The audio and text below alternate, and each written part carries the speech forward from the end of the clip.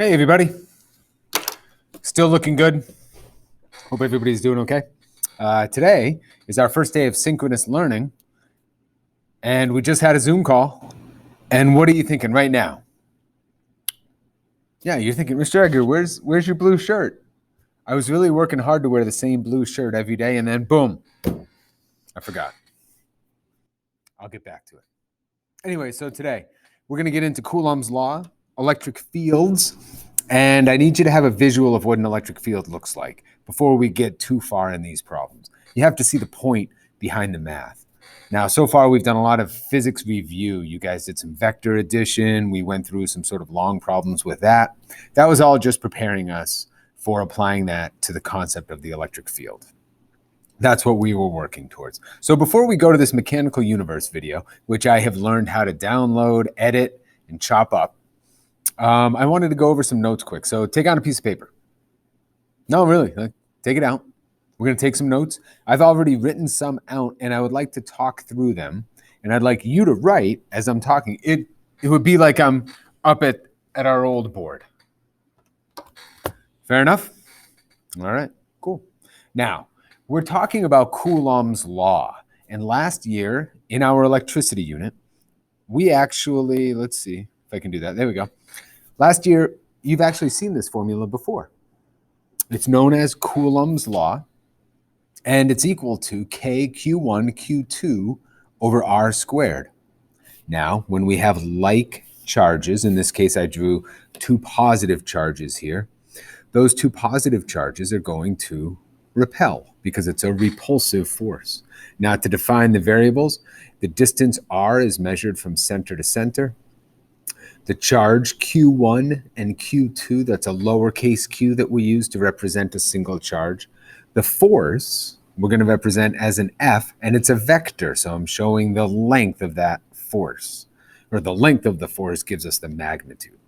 So which charge feels a greater force?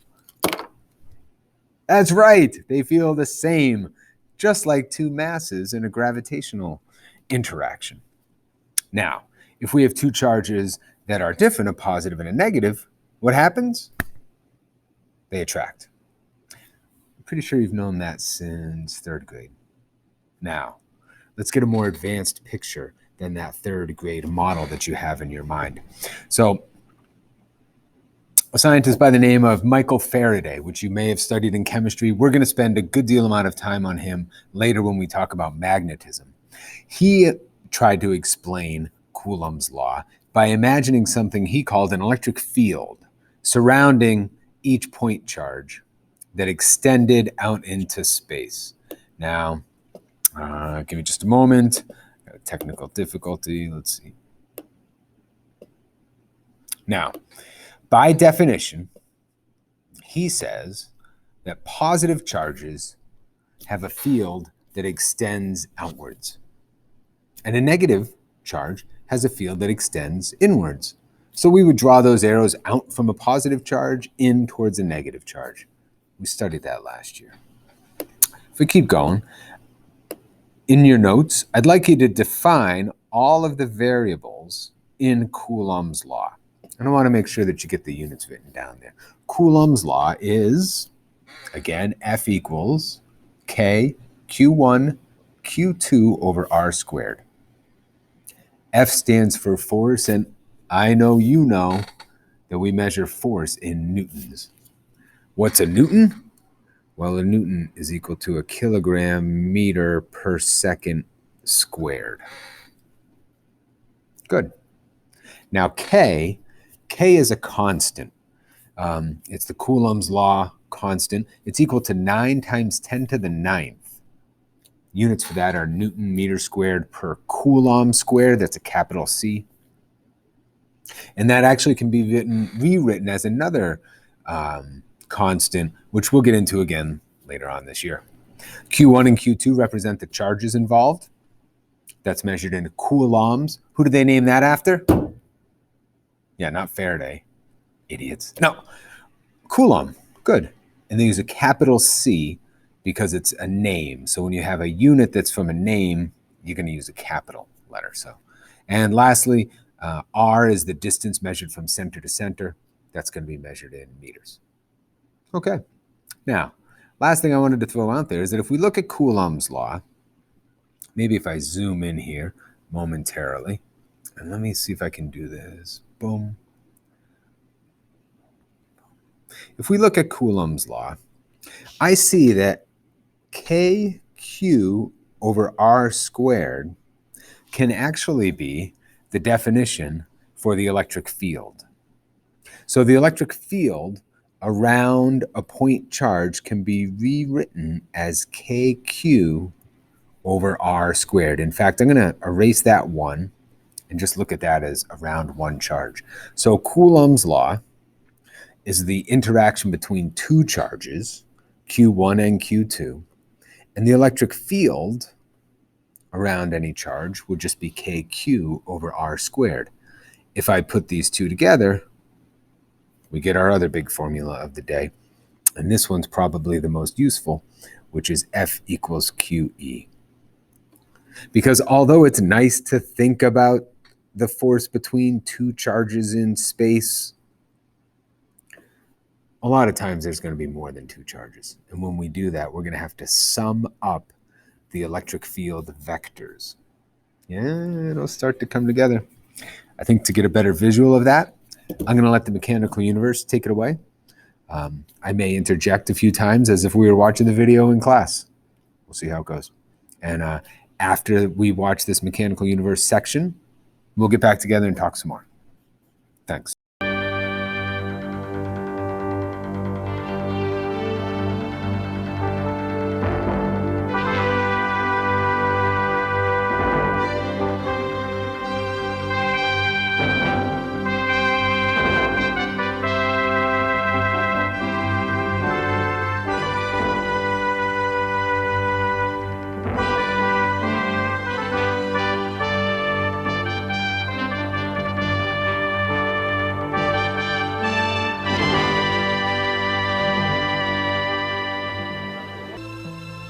Anywhere in the vicinity of an electric charge, a small test charge experiences a force. If it's due to only one charge, the pattern of forces detected by the test charge is simple.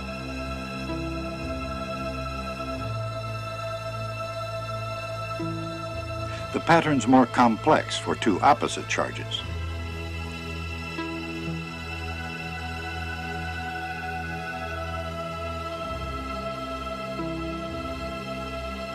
Or for two charges of the same sign.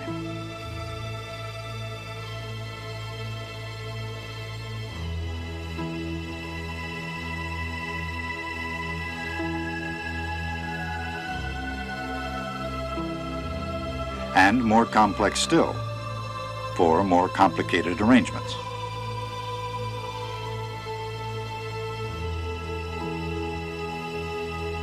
But in any case, here's the point. Even if the test charge isn't there to feel it, the pattern of forces can be imagined to exist everywhere in space. This is the essence of the idea of the field. And although Faraday only imagined it, the field can also be expressed mathematically.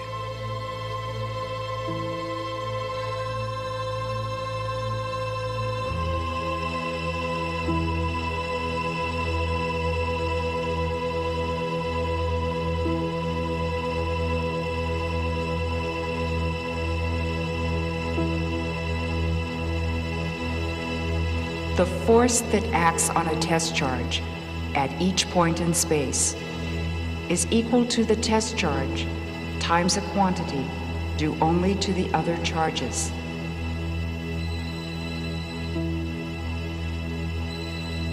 That quantity is the electric field. So, that formula looks a lot scarier than it is. You do know that, right? So here's a quick screenshot of it. And let's just pull this formula apart for the electric field. So the electric field equals the sum of K, E. All that is the constant that we talked about before for Coulomb's law. 9 times 10 to the 9th Newton meter squared per Coulomb squared. Q is the charge, R is the distance, And this R hat notation that you see at the end, this is something, it notes that it's a unit vector.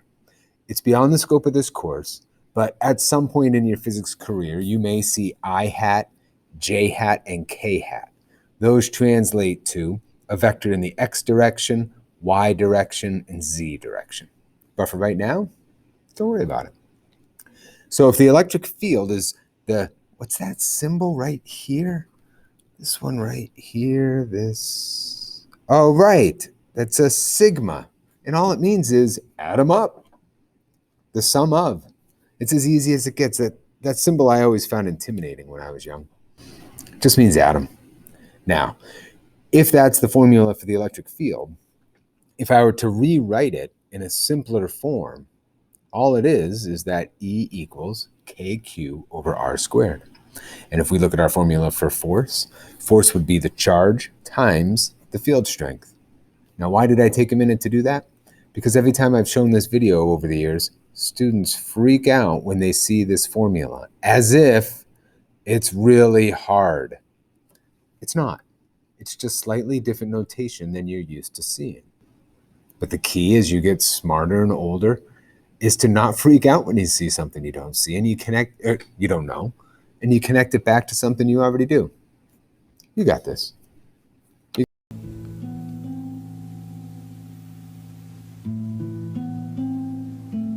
Faraday never arrived at that definition of the electric field.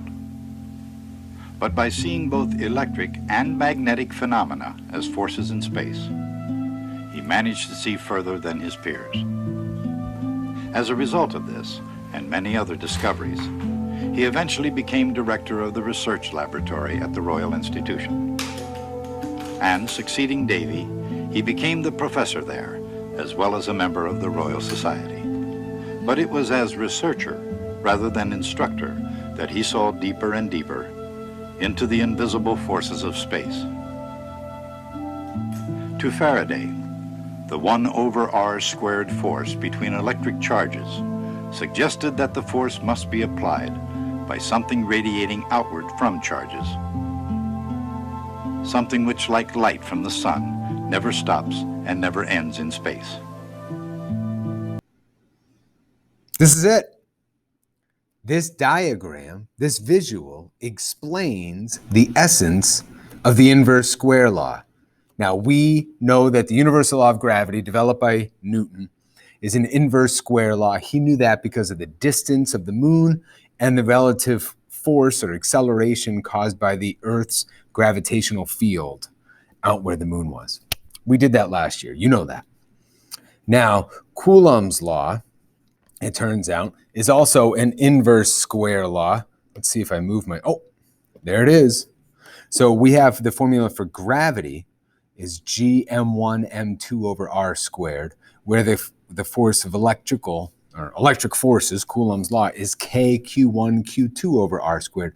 Both of these are inverse square laws. Now, this visual, I think, really lays it out nicely.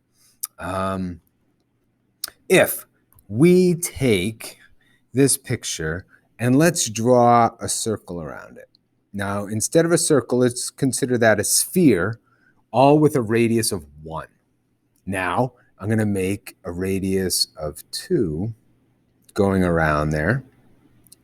And can you see how the field lines that emanate out, there's going to be less and less field lines per unit area the farther away from the dot you are.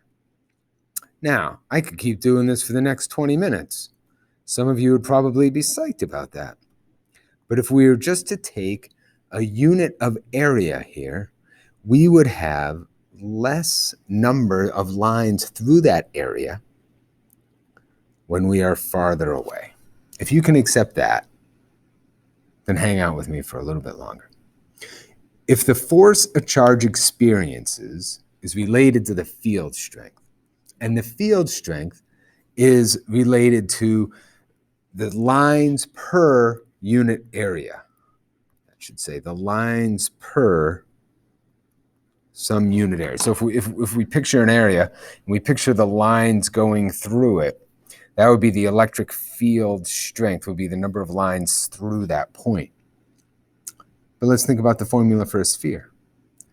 The formula for a sphere is 4 pi r squared. And I know you don't believe me because you're thinking of volume. Volume's 4/3 pi r cubed. The surface area is 4 pi r. As Faraday imagined it, this something would be lines or tubes, each one capable of applying a force to any charge in its path.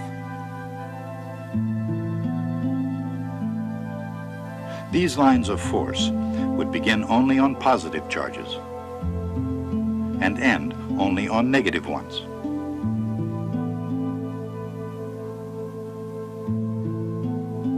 And they would flow smoothly through space, never crossing or tangling.